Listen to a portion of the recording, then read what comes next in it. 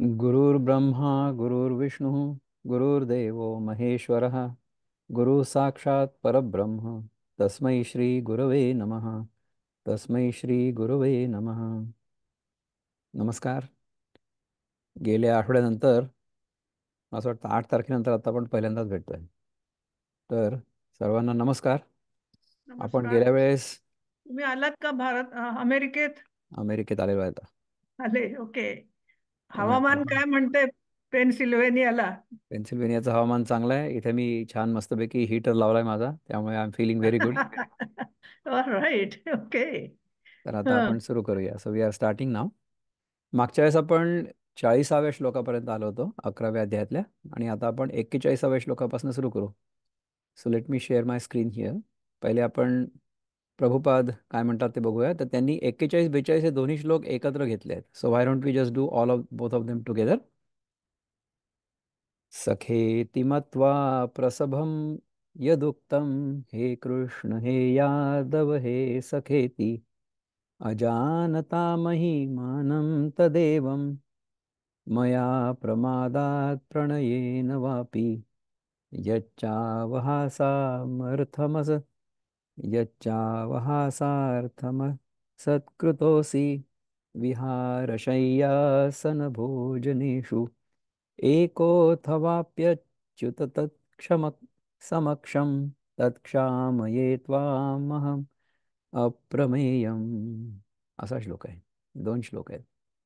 तर आता पहा की thinking of you as my friend I have rashly addressed you O Krishna, O Yadava, O my friend.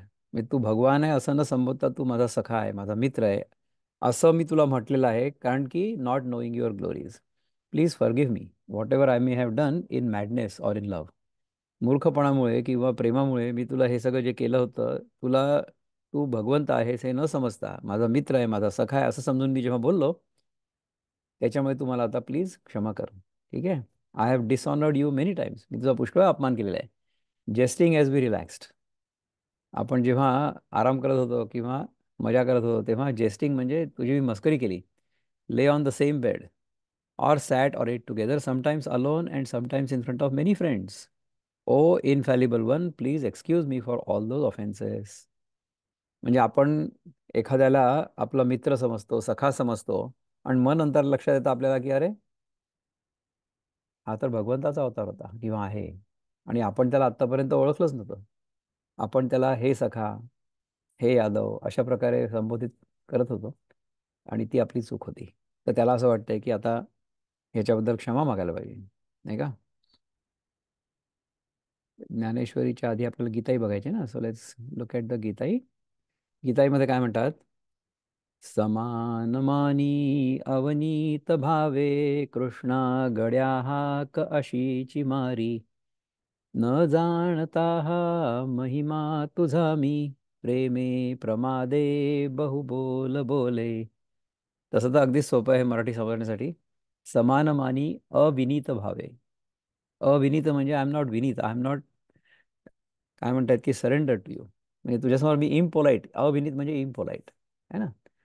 इम्पोलाइटनेसनी मी तुला समान मानलं. कृष्णा गड्या अशी हाक मी मारी न जाणता हा तुझा महिमा प्रेमे प्रमादे. प्रमाद म्हणजे जो आपण सारखा सारखा अपराध करतो ना, you make the same mistake over and over again, त्याला प्रमाद म्हणतात. बहु बोलो बोले, मी तुला पुष्कळ काय काय बोललो. खेळे निजे स्वैरची खास बैसे चेष्टा करी सर्व तुझ्या समोर जनी मनीवा तुझ तुच्छ लेखे क्षमा करी भान तुझे कुणास. खेळे निजे स्वैरची खात बैसे. आपण फ्रीली तुझ्यासोबत खेळलो, मी तुझ्यासोबत तुझ्याच पलंगावर निजलो आणि तुझ्यासोबत खात बसलो. चेष्टा करी सर्व तुझ्यासमोर, तुझ्यासोबत मी सगळ्या चेष्टा केल्या, म्हणजे all of the activities we have done together. जनी मनी वा तुझं तुच्छ लेखे. लोकांसमोर सुद्धा किंवा मनात सुद्धा पुष्कळ असं झालं असेल की मी तुला तुच्छ लेखलं. क्षमा करी भान तुझे कुणास. तुझं भान मला नव्हतं, कुणाच नव्हतं, मला नव्हतं. त्यामुळे मी तुझा असा अपमान जर केला असेल अजाणतेपणाने तर मला तुझी क्षमा मागायची आता. ठीक आहे ना. त्याच्यासाठी आपले बंधू काय म्हणतात? किशोर कुलकर्णी. तुझे महात्म्य मजसी अज्ञात, मी समजत तुझसी सुहृत. सुहृत म्हणजे माझ्या जवळचा. बोलिलो कधी उद्धट यादवा, हे सख्या कधी प्रेमापोटी वा. म्हणजे मी तुला प्रेमापोटी किंवा उद्धटपणाने जेव्हा बोललो असेल, तुला सुहृद समजून, कारण की तुझं महात्म्य मला माहिती नव्हतं. खेळता झोपता व बैसता, जेविता हे अच्युता अनंता, राखिले नसेल तुझ्या माना, करी तरी करा क्षमा ही प्रार्थना. खेळता झोपता बसता जेवता हे अच्युता हे अनंता, तुझा मान मी जर राखला नसेल तर मला क्षमा कर. वृत्तपदामध्ये काय म्हणतात? महिमा तुझा तो नसे ज्ञात आम्हा, जरी देवची मानिले मित्र तुम्हा. कधी प्रेम भावे असे बोलिलेही, तसेची कधी उद्धटा सारखेही. तुझा महिमा मला ज्ञात ज्ञात नव्हता. जरी देवच मानलं, जरी देव मानलं असेल, म्हणजे आता कळलंय मला, तरी तुम्हाला मानलं तर मित्रच होता आम्ही. तुम्ही जरी देव असले तरी सुद्धा तुम्हाला आम्ही मित्र मानलं होतं. कधी प्रेमभावे असे बोलिलेही, प्रेमभावाने आम्ही काय बोललो, तसंच कधी उद्धटासारखं पण बोललो. कधी खेळता बैसता झोपलेले, तसे जेवता मानभंगासी केले. तसे ते चुकोनीच झाले अनंता, क्षमा अच्युता प्रार्थितो मीची आता. हे अनंता, हे अच्युता, खेळता बसता झोपलेले असताना जेवताना मानभंग केला असेल मी तुझा, तर मला तू कृपा करून क्षमा कर. याच्याबद्दल ज्ञानदेव काय म्हणतात बघूया आपले. ज्ञानदेव आपल्याला सांगतात ह्या श्लोकांबद्दल, की तुझा हा महिमा न जाणणाऱ्या मी प्रमादामुळे अथवा प्रेमामुळे मित्र समजून तुच्छतापूर्वक अरे कृष्णा, अरे यादवा, अरे सख्या इत्यादी तुला जे बोललो, तर परी ऐसिया तू ते स्वामी, कहीच नेणो जी आम्ही, म्हणोनी सोयरे संबंध धर्मी रहाटलो तुझसी. ज्ञानदेव म्हणतात की परंतु तुझा हा एवढा मोठा महिमा असूनही तो हे प्रभो, आम्ही तुला केव्हाच जाणलं नाही. आणि त्यामुळे आम्ही तुझ्याशी असलेले आप्तसंबंधाचेच नातं, म्हणजे तुझं जे माझ्याशी नातं आहे, कुठलं नातं आहे, तू माझा मामी भाऊ आहे. है ना. माझी आई जी आहे कुंती, ती तुझे वडील जे वसुदेव आहे त्यांची सख्खी बहीण आहे, त्यामुळे तू माझा मामी भाऊ आहेस. तुझ्याशी असलेलं जे आप्तसंबंधाचं नातं आहे हे लक्षात घेऊन त्या दृष्टीने तुझ्याशी वागणूक ठेवली. परंतु तू स्वतः भगवंताचा अवतार आहेस, विष्णूचा अवतार आहेस, हे मला कळलं नव्हतं. हं? आहा थोर वाऊर झाले, अमृते सम्मार्जन म्या केले, वारिके घेऊनी दिधले कामधेनू ते. अरे अरे, ही फारच अनुचित गोष्ट झाली की मी सड्याच्या कामी अमृताचा उपयोग केला. म्हणजे माझ्याकडे अमृत होतं आणि मी त्यांनी सडा माझ्या अंगणामध्ये ते शिंपडलं सड्यासारखं. So I didn't know what I had. असं होतं ना आपल्याकडे. आता ते सर्वप्रियानंद आपले जे गुरु आहेत ते सांगतात कधी कधी गोष्ट ना, एक रामकृष्ण परमहंस सांगायचे की एक धोबी होता. त्या धोब्याला एक अतिशय उंची हिरा सापडला. He got a very valuable diamond, very high quality diamond. त्याला काही त्याची ओळख नव्हती. तर त्यांनी काय केलं, तर तो कपडे धुवायला चांगला येईल म्हणून असं तो ते कपडे घासून धुवायचं त्यांनी. कपडे धुण्यासाठी तो हिरा वापरायचा, हिरा. मग त्याला एक दिवस वाटलं की नाही, हा जरा चांगला दिसतोय हा दगड, आपण बघूया काय करायचं. म्हणून तो एका भाजीवाल्याला विचारतो. भाजीवाल्याला म्हणतो, काय चांगला दिसतोय खरा, बाकीच्या दगडांपेक्षा, मी तुला याचे 10 रुपये देतो. तर तर तो म्हणे की नाही नाही. मग त्याला काय वाटतं काय माहित, तो अनेक लोकांना विचारतो त्याच्याबद्दल. मग शेवटी तो एका जवाहिऱ्याकडे जातो, ज्वेलरकडे.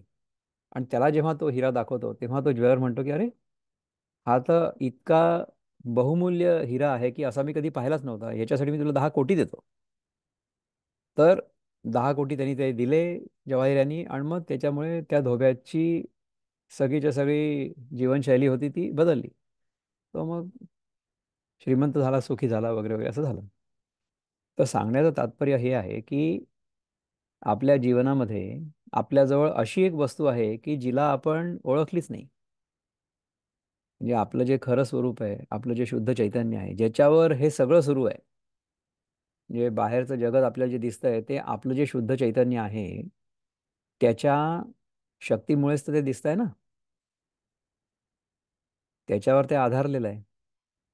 म्हणजे तुम्हाला आत्ता हा कार्यक्रम ऐकू येतो आहे, कशामुळे संभव आहे? कारण की तुम्ही जिवंत आहात. तुम्ही आहात. तुमच्या असण्यामुळे तुम्हाला हा अनुभव येऊ शकतो. तर आपलं जे असणं असतं ना, हा आपल्याजवळचा हिरा आहे. परंतु त्याला आपण कशामध्ये वापरतो? त्याला आपण जगामधल्या गोष्टी मिळवण्यामध्ये वापरतो. जगामधल्या गोष्टी आपल्यापासून घालवून देण्यामध्ये वापरतो. आपण जगामधल्या वस्तूंमुळे, व्यक्तींमुळे आपल्याला जे काही अनुभव येतात, ते अनुभव आपण प्राप्त करण्याचा किंवा टाळण्याचा प्रयत्न करतो. कशावर अवलंबून असतात ते, की समजा चांगले अनुभव आले तर आपल्याला ते अनुभव पुन्हा पुन्हा व्हावे असं वाटतं. म्हणजे सुखेषु विगत सुखेषु सुखामुळे स्पृहा होते. पण भगवंतांनी आपल्याला सांगितलं की सुखेषु विगत स्पृहा. म्हणजे सुखाचे प्रसंग आले तर त्याची लालसा नको व्हायला, त्याचा लोभ नको व्हायला.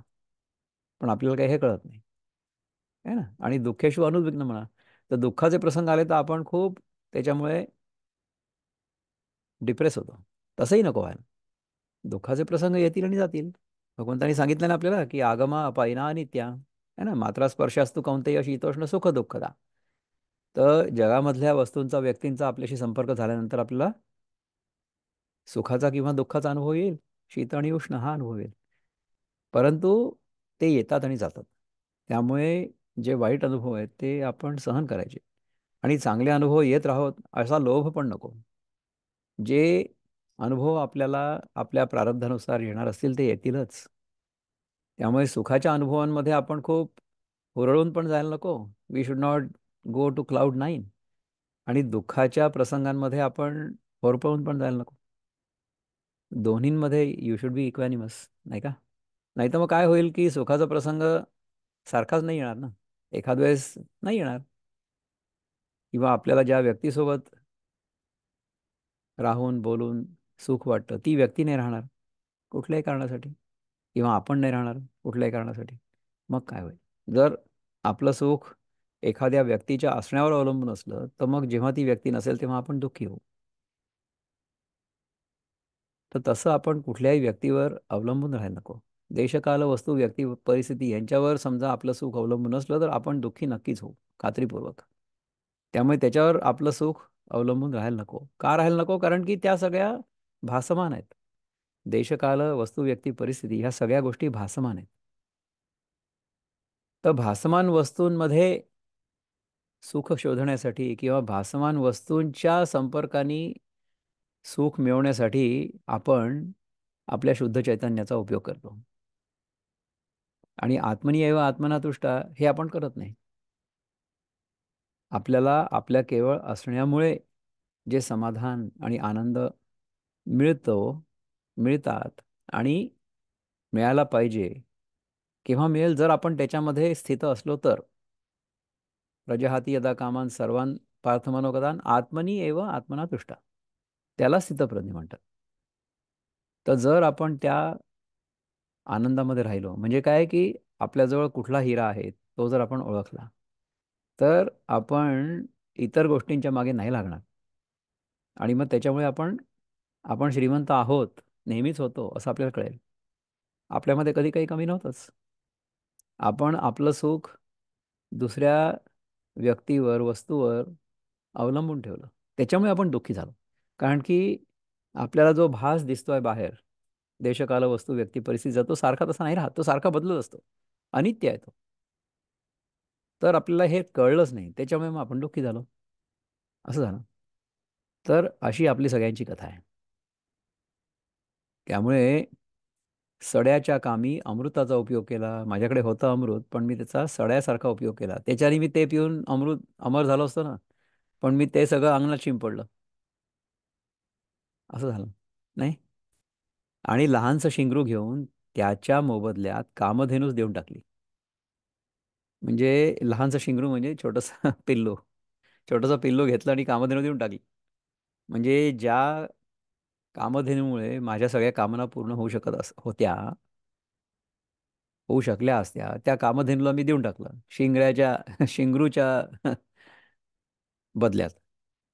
आय हॅव एक्सचेंज्ड ए कामधेनू म्हणजे जी माझ्या सगळ्या इच्छा पूर्ण करेल अशी गाय, तिला मी देऊन टाकलं आणि एक पिल्लू घेतलं. म्हणजे काय? भगवंताचा त्याग केला आणि जग घेतलं. एका संतांना एकदा माणसाने सांगितलं की महाराज, आप धन्य हो, आपने भगवान के लिए ये सारी दुनिया को छोड़ दिया. तो ते संत म्हणाले की नहीं नहीं महाराज, मैं आपके पैर पड़ता हूँ, आपका त्याग मुझसे भी महान है, क्योंकि आपने जगत के लिए भगवान को छोड़ दिया. अशी गंमत आहे. आणि आपल्याला भगवंत काय म्हणतात की यानिशा सर्व भूतानां तस्यां जागृती संयमी. तर जिथे हे सगळं जग जागा आहे, कशा करता? जगामधल्या देशकाल वस्तू व्यक्ती परिस्थिती करता, तिथे हा योगी जो आहे तो झोपलेला आहे. तिथे त्याला रसच नाही. आणि जिथे हे सगळं जग झोपलेलं आहे, कुठे झोपलेलं आहे? आपल्या स्वतःच्या स्वरूपाची ओळख करून घेण्याच्या मागे तिथे झोपलेलं आहे. तिथे हा योगी जागा आहे. असा आहे. यस्याम जागृती भूतानी सानिशा पश्यतो म्हणे. असं आहे. तर परिसाचा खडवाची जोडला, की फोडोनी आम्ही गाडोरा घातला, कल्पतरू तोडोनी केला कुंप शेता. तू म्हणजे आम्हाला प्रत्यक्ष परिसाचा खडाच लाभला होता, पण तो फोडून आम्ही त्याचा उपयोग पाया भरण्याच्या कामी केला. परीस मिळाला होता. परीस म्हणजे त्या परिसाला समजा लोखंडाचा स्पर्श झाला तर त्यांनी सोनं तयार होतं लोखंडाचं, असं म्हणतात. ठीक आहे. अशा प्रकारचा परीस कुठे आहे किंवा नाही मला माहीत नाही. परंतु हा जो परीस होता, ज्याच्याने मी सगळ्या लोखंडाचं सोनं करू शकत होतो, त्या परिसाला मी पाया म्हणून वापरला. म्हणजे I use that as A feeling in the ground. त्याच्यावर मी आता घर बांधणार म्हणून. That is what I have used it for. अथवा आम्ही कल्पवृक्ष तोडून त्याचं शेत राखण्याकरता कुंपण केलं. कल्पवृक्ष म्हणजे त्या कल्पवृक्षाच्या खालती समजा आपण बसलो, तर जी आपली इच्छा असेल ती पूर्ण होईल. तर त्या कल्पवृक्षाला आपण तोडलं आणि त्याच्यापासून जे लाकूड मिळालं त्याने आपण कुंपण बनवलं. So this is the kind of कपाळकरंटेपणा म्हणता येईल आपण केला. आपल्याजवळ जे होतं त्याला आपल्याला ओळखताच नाही आलं, आणि त्याचा उपयोग आपण भलत्याच गोष्टीसाठी केला. असं आहे. म्हणजे आपण आपल्याजवळ जे स्मार्टफोन्स असतात ना, त्या स्मार्टफोनवरनं आपण फक्त 3-4च ॲप्स वापरतो. कुठल्या? फोन, टेक्स्टिंग, इंटरनेट आणि व्हॉट्सॲप. नाही का? आहार, निद्रा, भय आणि मैथून. ह्या 4च गोष्टी करतो ना आपल्या शरीरापासून आपण. पण बाकीच्या ज्या गोष्टी आपण करू शकतो, त्या आपण काही करतच नाही. कारण की ह्याच्यामध्येच आपण अडकलेलो आहोत. So we are stuck with the wrong thing. म्हणजे we have a phenomenal tool, but we are utilising it for something totally silly. नाही का? म्हणजे आपल्याकडे समजा एखादं आयपॅड असलं, तर आयपॅडचा आपण पेपरवेट म्हणून वापर करू. करत असलो तर कसं होईल? तसं होईल ते. We are not utilising the tool we have for the purpose it was given to us. आपलं शरीर, आपलं मन, आपली बुद्धी ही सगळी उपकरणं आहेत. आपण स्वतः कोण आहोत हे ओळखण्यासाठी. परंतु आपण त्यांचा उपयोग भलत्याच गोष्टींसाठी करतोय. की मला एखाद्या विषयापासून कसं सुख मिळेल, एखाद्या व्यक्तीपासून कसं सुख मिळेल, मग त्या व्यक्तीला मी जखडून कसं ठेवू. हां. तर अशा प्रकारे आपण समजा एखाद्या व्यक्तीमध्ये, एखाद्या वस्तूमध्ये जर अडकलो, तर मग आपल्याला दुःखाशिवाय काही होणार नाही. असं आहे. ठीक आहे ना? म्हणजे ज्याच्याकडून आपण जे शिकायला पाहिजे, कृष्णाकडून आपण स्वतःच्या स्वरूपाचं ज्ञान शिकायला पाहिजे, परंतु आपण त्याच्याशी मित्रतापूर्ण व्यवहार केला, त्याच्यासोबत आपण खेळ खेळलो, खाल्लं, झोपलो, त्याचा अपमान केला, परंतु त्याचं जे महात्म्य आहे ते आपल्याला ओळखताच आलं नाही कधी. असं झालं. चिंतामणीची खाणी लागली, तेणे करे ओढाळे ओल्हांडिली, तैसी तुझी जवळीक धाडिली सांगातीपणे. मला तू म्हणजे चिंतामणी नामक रत्नांच्या खाणीचा लाभ झालास, परंतु ह्या रत्नाचा उपयोग ओढाळ गुरांना हाकण्यासाठी केला. मला चिंतामणी नामक रत्नांच्या खाणीचा लाभ झाला, परंतु त्या चिंतामणी मी काय केलं की गुरांना हाकलं. असं केलं. ह्याच तऱ्हेने तुझी प्राप्ती झाली असतानाही ती प्राप्ती तू स्नेही म्हणून व्यर्थ घालवली. तू भगवंत माझ्या जीवनात आलास, परंतु मी तुझा मित्र म्हणून वापर केला. So I utilise you improperly, inappropriately. I not only abused you, but I really lost an opportunity to learn from you. म्हणजे तू कोण आहेस हे मला ओळखताच आलं नाही. मी तुला माझा मित्र समजलो, माझा सखा समजलो, आणि मी तुझा खूपदा अपमान केला, कारण की मला हे माहितीच नाही की तू कोण आहेस. तर अशा प्रकारे त्याला आता पश्चाताप झाला आहे अर्जुनाला. तर असं आहे, आपल्याला ओळखता येत नाही की आपल्या जीवनातल्या व्यक्ती कशा आहेत, कोण आहेत, आणि आपण त्यांचा कसाही उपयोग करतो. त्यांना आपण सखा म्हणतो, त्यांना आपण यादव म्हणतो. असं करून अर्जुनानी त्याच्या जीवनातली जी संधी होती, आता अर्जुनाचं वय आहे 86 आणि कृष्णाचं वय आहे 89, म्हणजे इतकी वर्ष टाइमपासच केला आपण. इतकी वर्ष आपण वेळ घालवला नुसता. त्याच्याकडनं आपण काही शिकलोच नाही. आता आणि जेव्हा जीवन मरणाचा प्रसंग आला तेव्हा आपण हे शिकतो त्याच्याकडनं. असं आहे.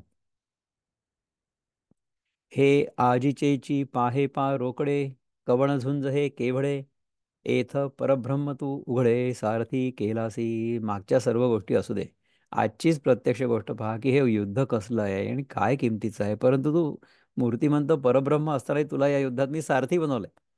I have made you my driver, I have made you my chauffeur.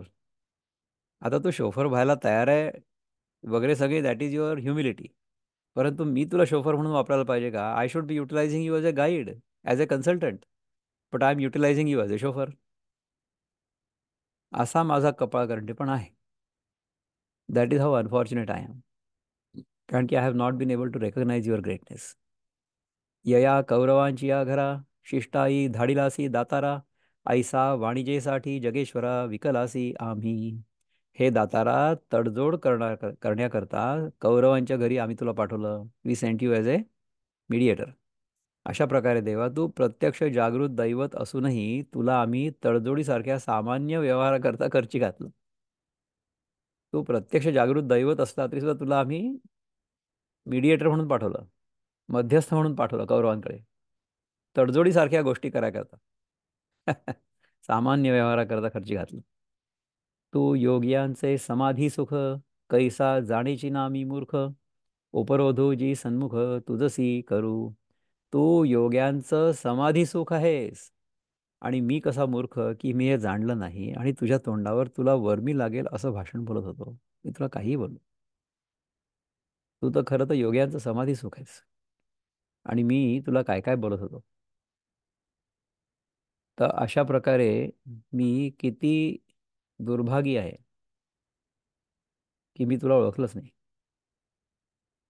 यच्चावहासार्थमसत्कृतोऽसि विहारशय्यासन भोजनेषु, एकोऽथवाप्यच्युत तत्क्षम समक्षं, तत्क्षामये त्वामहं महम अप्रमेयम्.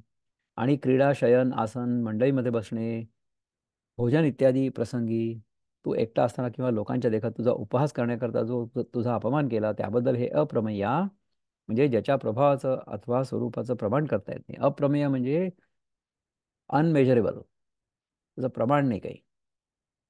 आणि प्रमाण म्हणजे कसं की you cannot really measure it. Achyuta तू मला क्षमा कर. तू या विश्वाची अनादि आदी बैससी जिये सभासदी, तेथे सोयरी कीच्या संबंधी रळी बोलो. गांधी म्हणतात की या विश्वाचं जे अनादी मूळ आहे जो तू, तो तू या सभासदांमध्ये बसत होताच. तिथे जे शब्द नातलगांशी बोलत असताना शोभतील त्या शब्दांनी आम्ही तुझ्याशी विनोद करत होतो. कारण की तुझं माझा मामे भाऊ आहे. मी तुला माझ्या देहाच्या नात्यात काय आहे ते बघितलं, तू भगवंत हे बघितलंच नाही. म्हणून सभेमध्ये देखील मी सगळ्यांच्या समोर सुद्धा तुला पुष्कळ वेळा माझा एक साधा मामे भाऊ म्हणून तुला संबोधलं. त्याच्यामुळे तुझा जर अपमान झाला असेल तर आता काय होईल? विपाये रावळा येवो, तरी तुझेनी अंगे मानू पावो, न मानिसी तरी जावो रुसोनी सलगी. तर आम्ही केव्हा तरी तुझ्या घरी येत होतो तेव्हा तू स्वतःच आमचं आदरातिथ्य करून आम्हाला मान देत होतास. आणि जरी तू आम्हाला मान देत होतास तरी सुद्धा तुझ्याशी अतिपरिचय असल्यामुळे आम्ही उलट तुझ्यावरच रुसून जात होतो. किती आपण त्याचा अपमान करत होतो. त्याला आपण जो पाहिजे तो आदर दिला नाही. कारण की तो काय आहे हे आपल्याला कळलंच नाही. आपण जर एखाद्या व्यक्तीमध्ये अडकलो ना, तर तो खरंच काय आहे हे आपल्याला कळणारच नाही. आपण त्या व्यक्तिमत्वामध्येच अडकून जाऊ. So you should not get stuck in somebody's personality. Then you'll start thinking that the personality is the truth. uh That is only a persona that the person is wearing for that time being. परंतु जे सत्य आहे ते वेगळं आहे. तर ते आपल्याला लक्षात येत नाही. आणि मग आपण व्यक्तीच्या प्रेमात पडतो. आणि व्यक्तीच्या प्रेमात जर पडलो आपण, तर मग पडल्यानंतर आपल्याला लागतं. तर अजिबात प्रेमात पडण्याची गरज नाही. आपण सगळ्यांच्या प्रेमात असावं, परंतु कोणाच्या प्रेमात पडू नये. प्रेमात पडलो की मग आपल्याला पण बंधनकारक वाटतं, आणि ज्या व्यक्तीच्या आपण प्रेमात पडतो त्या व्यक्तीला सुद्धा बंधनकारक वाटू शकतं. तर व्यक्तीच्या प्रेमात पडण्याची काही गरज नाही. व्यक्तीच्या प्रेमात न पडण्याची गरज आहे. व्यक्तीच्या प्रेमामध्ये उठण्याची गरज आहे. So we should rise in love, we should not fall in love. तर अति परिचय असल्यामुळे आम्ही उलट तुझ्यावरच रुसून जात होतो. पाया लागोनी बुझावणी, तुझ्या ठाई शारंग पाणी, पाहिजे ऐशी करणी बहु केली आम्ही. देवा, तू पाया पडून आमची समजूत केली पाहिजे, असं आम्ही हट्ट करत होतो. आधी करत असतील पांडव किंवा अर्जुन करत असेल. आणि या हट्टाप्रमाणे आम्ही तुझ्याशी अनेक गोष्टी केल्या. सजणपणाची आवाटा, तुझ पुढे बैसे उफराटा, हा पाडुकाय वैकुंठा, परी चुकलो आम्ही. मी तुझा प्यारा मित्र ह्या नात्याने तुझ्या पुढे पाठ करून बसत होतो. श्रीकृष्णा, ही काय आमची योग्यता होती? पण महाराज, आम्ही चुकलो. देवेसी कोलकाठी धरू, आखाडा झोंबी लोंबी करू, सारी खेळता अविष्करू, निकरेही भांडो. देवाशी दांडपट्टा खेळत होतो, आखाड्यात देवांची कुस्ती करत होतो, व सोंगट्या खेळताना देवाला धुक्कारून बोलत होतो. यूज टू अब्यूज हिम, सोंगट्या खेळताना. आणि हातघाईवर येऊन देवाशी भांडत होतो. हे सगळं आपण करत होतो ॲज अ फ्रेंड. ठीक आहे. सांगते उराउरी मागो, देवासी की बुद्धी सांगो, देवीची म्हणो काय लागो तुझे आम्ही. जी चांगली वस्तू असेल ती झटपट मागत होतो. तू देव सर्वज्ञ, पण तुला देखील शहाणपणाच्या गोष्टी सांगत होतो. त्याचप्रमाणे आम्ही तुझं काय लागतो असं म्हणत होतो. म्हणजे आपल्याला माहितीच नव्हते की हा प्रत्यक्ष भगवंताचा अवतार आहे, जो आपल्या जीवनामध्ये आहे, आपला मामेभाऊ बनून आलेला आहे. आपण त्याला ओळखलंच नाही, आणि आपण त्याला भलतंच काहीतरी समजत होतो. आणि मग त्याच्यामुळे त्याचा अपमान करत होतो. असं होतं. ऐसा अपराधू हा आहे, जो त्रिभुवनी न समाये, जी निर्णताची की पाये शिवतिले तुझे. हा अपराध असा आहे की जो त्रिभुवनातही मावणार नाही. परंतु देवा, मी तुझ्या पायावर हात ठेवून शपथ घेऊन सांगतो की हे अपराध आमच्या हातून नकळत अज्ञानामुळे झालेत. देवो बोनयाच्या अवसरी, लोभे कीर आठवण करी, परी माझा निसुग गर्व अवधारी, जे फुगूनची बैसे. हं? जेवणाच्या वेळी देव माझी खरोखर प्रेमाने प्रेमाने आठवण करीत असे, पण माझा निर्लज्ज गर्व पहा की मी फुगूनच बसत असे. म्हणजे मी फुगून म्हणजे मी आता नाही जेवणार, मी फुगून बसलो. I am not going to talk to you, I am not going to eat with you. आणि मग मी त्याला म्हणायचो की तू आता माझ्या येऊन पाया पड, आणि मग तू माझी समजूत घाल. अशा प्रकारे मी तुझ्याशी वागलो याच्या आधी. हं? देवाची या भोगायतनी, खेळता आशंके नामनी, जी रिगोनिया शयनी सरिसा पहुडे. देवाच्या अंतपुरात खेळताना मनात शंका धरत नव्हतो. देवाच्या अंतपुरात खेळताना म्हणजे तुझ्या बेडरूममध्ये, अंतपुर म्हणजे बेडरूम, इथे खेळताना मनात शंका धरत नव्हती. इतकंच काय, पण देवा, तुझ्या बिछाण्यावर जाऊन तुझ्या शेजारी दिसत होतो. I would go to your bedroom and I will sleep next to you. Krishna म्हणोनी कृष्ण म्हणोनी हाकारिजे, यादवपणे तू ते लेखिजे, आपली आण घालिजे जाता तुझं. कृष्णा म्हणून मी तुला हाक मारित होतो. तू एक यादव आहेस असं तुला मी समजत होतो, पण आणि तू जाण्यास निघालास की तुला आम्ही शपथ घालत होतो की जाऊ नको. अशा प्रकारे आम्ही तुझ्याशी वागलो. मज एकासनी बैसणे, का तुझा बोलू न मानणे, हे ओळखीचेनी दाटपणे बहुत घडले. मी तुझ्याबरोबर तुझ्याच आसनावर बसत होतो, अथवा तू सांगितलेली गोष्ट मानत नव्हतो, असल्या गोष्टी अतिपरिचयामुळे घडल्या. म्हणून काय काय आता, निवेदिजेल अनंता, मी राशी आहे समजता अपराधाची. हा 555वी ओवी आहे ही बघा. हं? म्हणून श्रीकृष्णा, आता काय एक म्हणून सांगावं, मी सर्व अपराधांची रास आहे. मी आत्तापर्यंत I have offended you so many times because I did not know who you were. आणि मी तुझ्याशी मित्रत्वाच्या भावनेने बोललो, त्यामुळे तुझा मी किती वेळा अपमान केला. या लागी पुढा अथवा पाठी. परंतु कृष्णाला असं अजिबात वाटलेलं नसेल. की त्यांनी माझा अपमान केला म्हणून, कारण की कृष्णाला मान अपमान नाहीच आहे. तुम्ही मला सांगा की आपलं जे शुद्ध चैतन्य आहे त्याच्या आधारावरच तर सगळे आपले व्यवहार सुरू आहेत ना. परंतु त्या शुद्ध चैतन्याला काही फरक पडतो का? काहीच फरक नाही पडत. परंतु द्वैतामध्ये जेव्हा आपण मी आणि भगवंत वेगळे आहेत असं मानत असतो, तोपर्यंत भगवंताविषयी आपल्या मनामध्ये आदरभाव, प्रेमभाव, समर्पण भाव असायला पाहिजे. पण कसं असतं पहा की एक नवविधा भक्तींमधली एक भक्ती जी आहे ना ती सख्य भक्ती पण आहे. म्हणजे you can love God as a friend also. परंतु that doesn't mean that you will insult him. असं नाही होणार. मित्रत्वाच्या भावनेने, सख्यत्वाच्या भावनेने तुम्ही भगवंतावर प्रेम करू शकता, परंतु अपमान नाही व्हायला पाहिजे, नाही का? अर्थात तुम्ही भगवंताला विचाराल तर म्हणेल की माझा काय अपमान झाला याच्यामध्ये, कारण की भगवंत मान अपमानाच्या पुढे आहे. ठीक आहे ना. परंतु अर्जुनाच असं वाटतंय की मी अशा प्रकारे श्रीकृष्णासोबत व्यवहार करायला नको होता. ठीक आहे, देर आहे दुरुस्त आहे. या लागी पुढा अथवा पाठी, जिये राहटलो बहुवेग वोखटी, तिये मायेची या परिपोटी सामावी प्रभो. म्हणून हे प्रभो, हे तुझ्या समक्ष अथवा तुझ्या पश्चात ज्या अनेक वाईट गोष्टी माझ्या हातून घडल्या असतील, त्या आई ज्याप्रमाणे मुलाचे सर्व अपराध पोटात घालते त्याप्रमाणे तू पोटात घालाव्यास. जी कोणी एक वेळे सरिता घेऊन येती खडुळे, तिये सामा विजेती सिंधुजळे, आन उपायो नाही. महाराज कोणत्याही एखाद्या वेळी जेव्हा नद्या गढूळ पाण्याचे लोट घेऊन येतात, म्हणजे पावसाळ्यामध्ये नाही का, एस्पेशली नद्यांमधनं खूप गाळ किंवा माती जाते समुद्रामध्ये, तेव्हा समुद्राच्या पाण्याने त्या गढूळ लोटास आपल्या पोटात सामावलं पाहिजे. त्याला दुसरा उपाय नाही. समुद्र काय करेल? ठीक आहे, आता इतका कचरा गाळ आणलेला आहे नदीनी, तो मी माझ्यामध्ये सामावून घेतो. तसं होतं. तैसी प्रीती का प्रमादे, देवेसी मज विरुद्धे, बोलविली तिये मुकुंदे, उपसाहावी. उपसाहावी की उपहासावी आहे? उपसाहावी नाही, उपहासावी, आय डोंट नो. उपसाहावी, अगे सहावी असंच असेल ते. जी.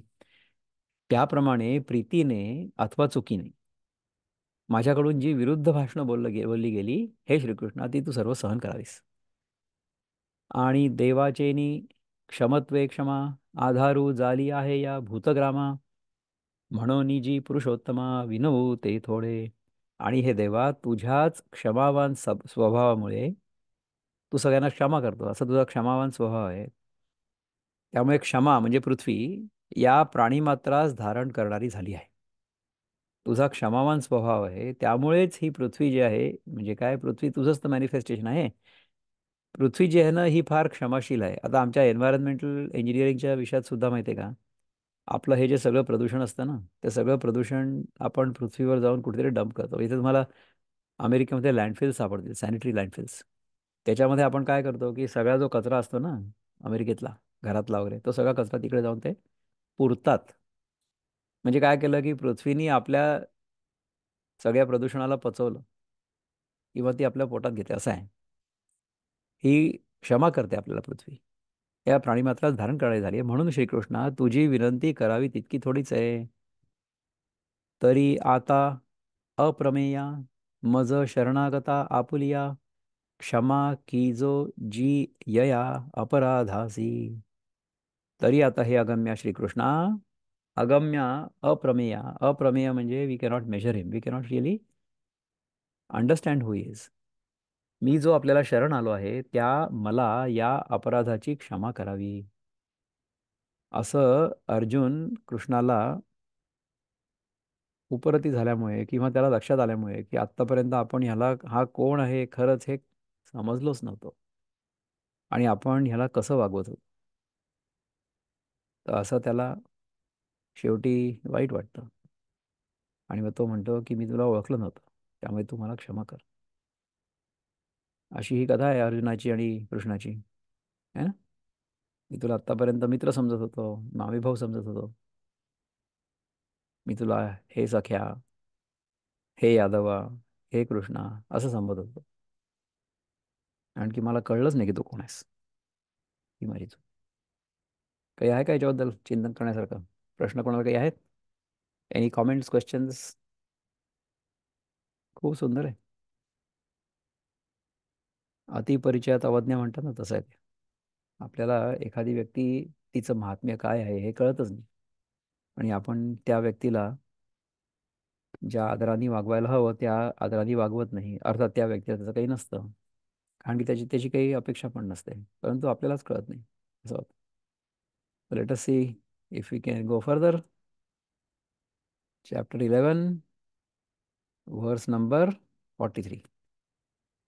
पितासि लोकस्य चराचरस्य त्वमस्य पूज्यश्च कुरुर्गरीयान् न त्वत्समोस्त समोस्त्यभ्यधिकः कुतोऽन्यो लोकत्रयेऽप्यप्रतिमप्रभाव. असा श्लोक आहे. You are the father of this complete cosmic manifestation. तू या सृष्टीचा पिता आहेस. Of the moving and the non moving, स्थावर जंग या सगळ्यांचा तू पिता आहेस. You are its worshipable chief, the supreme spiritual master. No one is greater than you, nor can anyone be one with you. How then could there be anyone greater than you within the three worlds, O Lord of immeasurable power? कोण असू शकतं तुझ्यापेक्षा श्रेष्ठ या जगामध्ये? हं? गीताईमध्ये काय म्हणतात? आहे स तू बाप चराचरास, आहे स मोठी गुरुदेवता तू. तुझी न जोडी तुझ कोण मोडी, तिन्ही जगी या उपमाची थोडी. आहेस तू बाप चराचराचं. चर आणि अचर म्हणजे मुव्हिंग अँड नॉन मुव्हिंग या दोघांनाही तू बाप आहेस. You are the father of both. आहेस मोठी गुरुदेवता तू. तू सगळ्यात मोठी गुरुदेवता आहेस. तुझी न जोडी तुझं कोड मोडी, म्हणजे तुला ना कोणी जोड आहे ना तुला कोणी तोड आहे किंवा मोड आहे. Nobody can be better than you.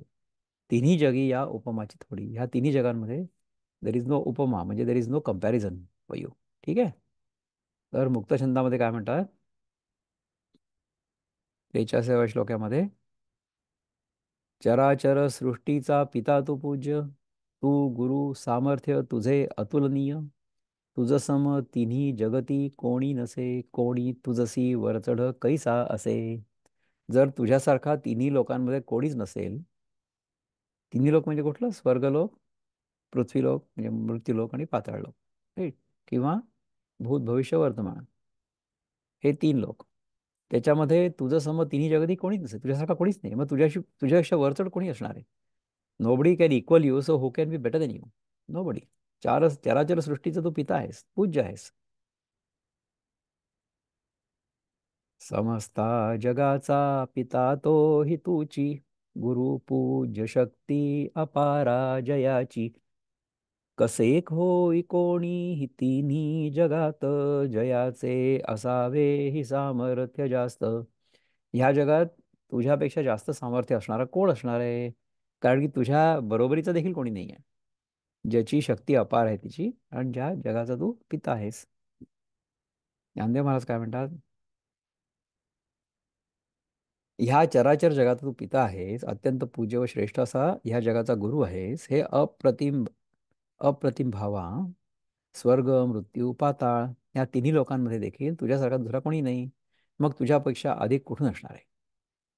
जी जाणितले मियासाचे, महिमान आता देवाचे, जे देवो होय चराचराचे जन्मस्थान. ज्ञानदेव महाराज म्हणतात की महाराज, खरोखर आता मी तुझं महात्म्य जाणलं. हे परमात्मा, तू या स्थावर जंगमात्मक जगाचं उत्पत्ती स्थान आहेस. You are the origin of this entire moving and non-moving, sentient and non-sentient world. हरिहरादी समजता, देवा तू परमदेवता, वेदांते ही पढविता आदि गुरु तू. देवा, विष्णू, शंकर इत्यादी दैवतांचा तू श्रेष्ठ देव आहेस, आणि वेदांनाही शहाणपणा शिकवणारा मूळ गुरु तू आहेस. वेदांनाही शहाणपणा शिकवणारा मूळ गुरु तू आहेस. पुन्हा एकदा वाचून बघा. वेदांनाही शहाणपणा शिकवणारा मूळ गुरु तू आहेस. वेदांमध्ये जे सत्य किंवा जी शिकवण आपल्याला मिळते, ती शिकवण वेदांना शिकवणारा तू आहेस. म्हणजे आपल्या शुद्ध चैतन्यावर आधारित हे सगळं जग निर्माण झालं, आणि त्यात आपल्याला जी सुसूत्रता आढळते, ते कोऑर्डिनेशन जे आढळतं किंवा जे नियम आढळतात ते सगळे त्या शुद्ध चैतन्यावर आधारित आहेत. तर ह्या सगळ्या गोष्टींचं जे उगमस्थान आहेस ते तू आहेस. आणि वेदांमध्ये जे ज्ञान आपल्याला अनुभवायला येतं, जे समजतं ते सगळं त्याच्यापासून उत्पन्न झालेलं आहे. है ना? गंभीर तू श्रीरामा, नाना भूतैक समा, सकळ गुणी अप्रतिमा अद्वितीया. हे श्रीकृष्णा, तू फार गंभीर अंतःकरणाचा आहेस. तू सर्व प्राण्यांशी सारखा आहेस. तू सर्व गुणांमध्ये बिनजोड आहेस आणि तुझ्यासारखं दुसरं कोणी नाही. आता इथे ज्ञानदेवांनी श्रीराम असं लिहिलंय आणि मामा दांडेकरांनी त्याचं अनुवाद केलंय की हे श्रीकृष्ण असं केलंय. कृष्ण आणि राम ह्याच्यामध्ये काही अंतरच नाही आहे, कारण की दोन्ही विष्णूचेच अवतार आहेत ना. तुझसी नाही सरिसे, हे प्रतिपादनाची कायसे, तुवा जालेनी आकाशे सामाविले जग. तुझ्या बरोबरीचं कोणी नाही हे सांगायला कशाला पाहिजे. तुझ्यापासून झालेल्या आकाशात सर्व जग सामावलेलं आहे. सगळं जग आकाशातच आहे ना. ते आकाशाचा देखील जो पिता आहे तो तू आहेस. तुझ्यापासून पहिलं आकाश निर्माण झालं.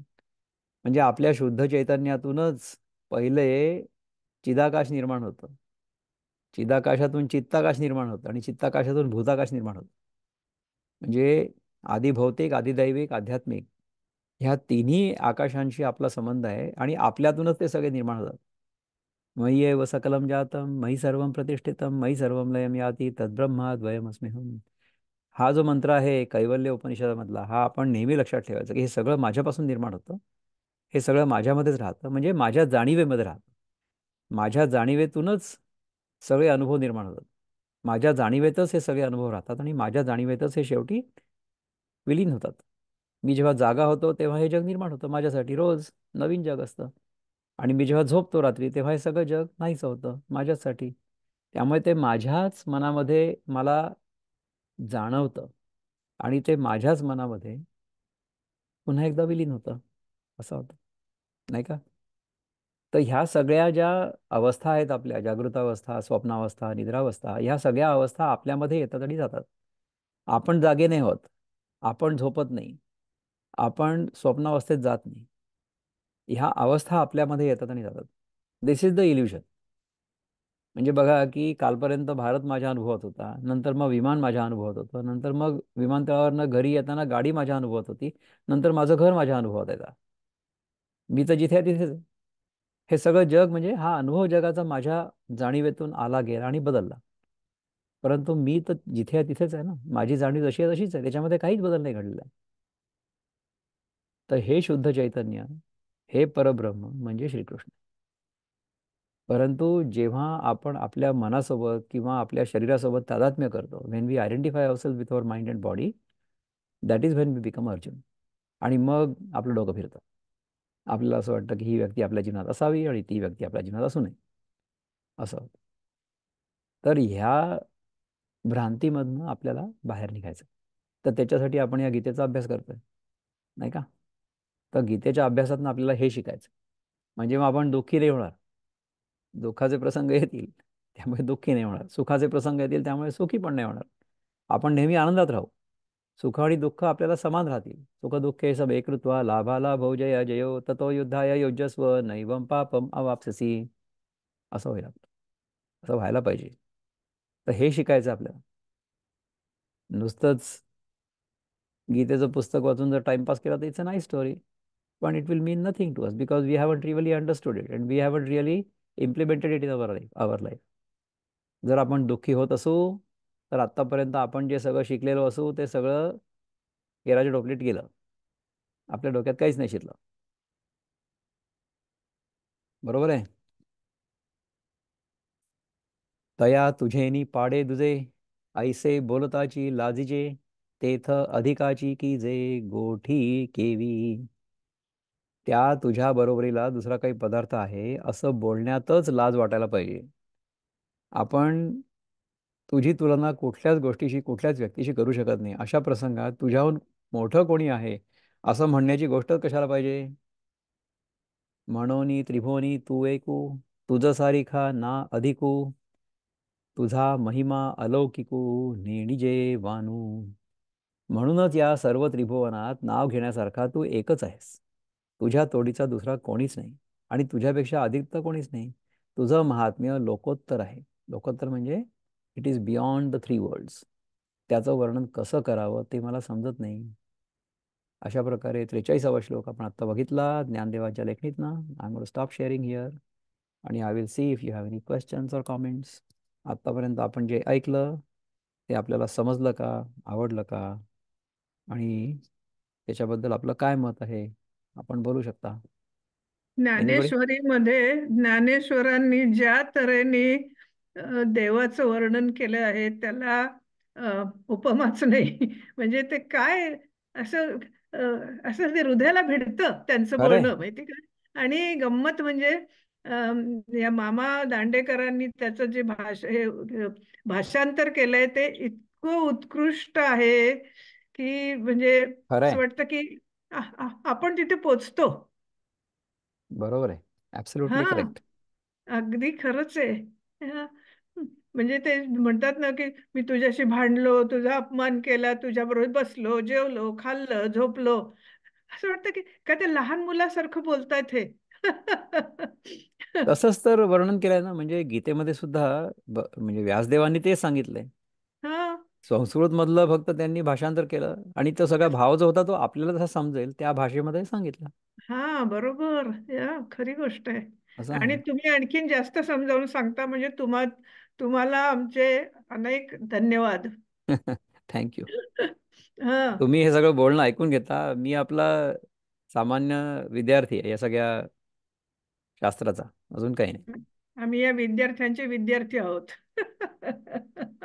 तुम्हाला हे सगळं, तुम्हाला अभ्यास करायला चांगलं वाटतंय, आनंद येतोय, याच्यामध्येच मला समाधान. ह्याच्यामध्ये एकदा आनंद यायला लागला ना की मग दुसरं आपल्याला काही आवडत नाही एवढं. अगदी वी खरी स्टार्ट गोष्ट आहे. एन्जॉईंग दिस. असं होतं बघा. असं आहे. ठीक आहे, मला थांबूयात आज. पुढच्या वेळेस आपण दुसरा श्लोक करू खूपच छान. याच्यानंतरचा. ठीक आहे. ओम पूर्णमद पूर्णमिदं पूर्णात् पूर्णमुदच्यते पूर्णस्य पूर्णमादाय पूर्णमेवावशिष्यते. ओम शांति शांति शांति. हरि ओम. श्री गुरुभ्यो नमः. हरि ओम. नमस्कार.